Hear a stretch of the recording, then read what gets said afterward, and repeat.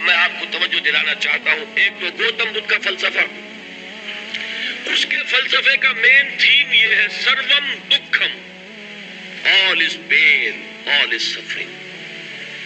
اور اس نے جو بھی اپنی محنت کی یہ تو اللہ ہی بہتر جانتا ہے کہ اسے بعد میں ملا کیا اور کیا نہیں ملا.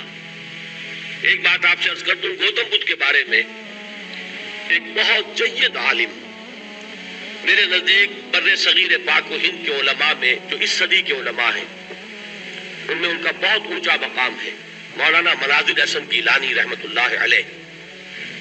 گیلان قصبہ ہے ایک بہار کا، وہاں کے رہنے والے تھے. ان کی زندگی زیادہ گزری حیدرآباد تک، عثمانیہ یونیورسٹی میں استاد رہے. انہوں نے گوتم بدھ کے بارے میں یہ لکھا ہے کہ میرا یہ گمان ہے کہ وہ بھی اللہ کے نبی تھے، اور اس کی دلیل دی ہے. قرآن مجید میں ایک رسول کا ذکر آتا ہے ذوالکفل، اور یہ ذوالکفل وہ ہے جس کے بارے میں ہمیں کچھ پتہ نہیں. قرآن مجید میں بھی ایک جگہ ذکر آیا ہے. نمبر 2 یہ کہ کسی حدیث میں اس کی کوئی ہمیں وضاحت نہیں ملتی، نہ حضور سے پوچھا گیا نہ حضور نے اس کی وضاحت فرمائی. اب یہ ذوالکفل ہے کون؟ تورات میں جو نبیوں کے نام آتے ہیں ان میں سے کسی نبی کا نام ذوالکفل کے آس پاس نہیں بنتا کہ یہ سمجھا جائے کہ یہ اس نام کی بگڑی ہوئی یا بدلی ہوئی شکل بن گئی ہے. تو انہوں نے جو کہا ہے وہ بات وزنی معلوم ہوتی ہے اس اعتبار سے کہ کپل وستو، کپل پے جو ہے وہ عربی میں ہے نہیں، وہ فے بنتی ہے. تو ذوالکفل کے معنی کفل والا، اور یہ کفل جو ہے کپل، کپل والا، جس کو ہم کہتے ہیں کپل وستو کا شہزادہ. تو انہوں نے یہ کہا ہے کہ گوتم بدھ کے بارے میں یہ خیال، یہ میں عرض کر دوں کہ اس کو ہم یقین سے نہیں کہہ سکتے، یہ ان کا گمان ہے، خیال ہے، واللہ عالم کہیں گے ہم، لیکن امکان ضرور موجود ہے. قرآن کہتا ہے وَلِكُلِّ قَوْمٍ ہَادٍ، ہم نے ہر قوم میں ہادی بھیجے. وَإِن مِّن قَرْيَةٍ إِلَّا خَلَا فِيهَا نَذِيرٌ، کوئی بستی ایسی نہیں دنیا میں جس میں کوئی نہ کوئی خبردار کرنے والا نہ آیا ہو. تو یہ ممکن نہیں ہے کہ وہاں نبی نہ آئے ہوں، لیکن ان کی تعلیمات اتنی بدل گئی ہیں کہ ہم ان کو پہچان نہیں سکتے. حضرت مسیح علیہ السلام کی تعلیمات اگر عیسائیوں سے ہم سمجھیں تو کبھی بھی انہیں اللہ کا نبی نہیں مان سکتے. یہ تو قرآن مجید میں آ کر حضرت مسیح علیہ السلام کی اصل حقیقت ہمیں بتائی، ورنہ تو خدا کا بیٹا ثالث و ثلاثہ ان کو کیسے ہم مانتے؟ لیکن یہ کہ قرآن نے بتایا. تو جان لیجئے ہو سکتا ہے کہ گوتم بدھ بھی اللہ کے نبی ہو، لیکن ہو سکتا ہے کہ درجے میں کہیں گے، یقین سے نہیں کہیں. بہرحال گوتم بدھ نے اس دکھ، رنج، صدمہ، غم جو انسان کا مقدر ہے اس کا مشاہدہ کیا، اور پھر تپسیائیں کی، علم حاصل کیا، رشیوں منوں کے پاس گیا. اس نے کوشش کی کہ معلوم ہو سیلویشن کا راستہ کون سا ہے، اس دکھ سے نجات پانے کی کوئی سبیل بھی ہے کہ نہیں، اس غم سے، اس نجات سے، اس اندھوں سے انسان کسی طریقے سے چھوٹ سکتا ہے یا نہیں. اسی کو سیلویشن کہتے ہیں انگریزی میں، اسی کو ہندی میں نرمان کہتے ہیں، اسی کو عربی میں نجات کہتے ہیں. ان النجات معلقۃ بمجموع هذه الاشیاء. میں نے امام راضی رحمت اللہ علیہ کے الفاظ میں آپ کو وہ لفظ بتایا، نجات کی راہ. اچھا، جدید فلسفوں میں جن حضرات کو دلچسپی کی بات ہے انہی کے بارے میں یہ عرض کر رہا ہوں. جدید فلسفوں میں بھی ایک فلسفہ ہے وجودیت، ایگزسٹانشلزم. آپ نے نام سنا ہوگا سارترے، یہ فرینچ فلسفر. اور اس وقت دنیا میں جو نوجوان نسل ہے وہ بہت زیادہ متاثر ہوئی ہے سارترے کے فلسفے سے. کرکیگارڈ پرانے دور میں اور سارترے اس دور میں، ان کے فلسفے کا نام ہے وجودیت، ایگزسٹانشلزم. اس کا مرکزی خیال بھی یہی ہے، انسان کے لیے دکھ ہی دکھ ہے، صدمہ ہی صدمہ ہے، رنج ہی رنج ہے. صرف یہ ہے کہ کچھ حساس لوگ ہوتے ہیں وہ صدمے کو زیادہ محسوس کرتے ہیں، کچھ طرح ان کی حس جو ہے وہ کچھ ڈل ہو جاتی ہے، کند ہو جاتی ہے. وہ جو غالب کا شعر میں نے آپ کو سنایا کہ مشکلیں اتنی بڑی مجھ پر کہ آسان ہو گئی، ورنہ یہ ہے کہ انسان سوچے تو دکھ ہے.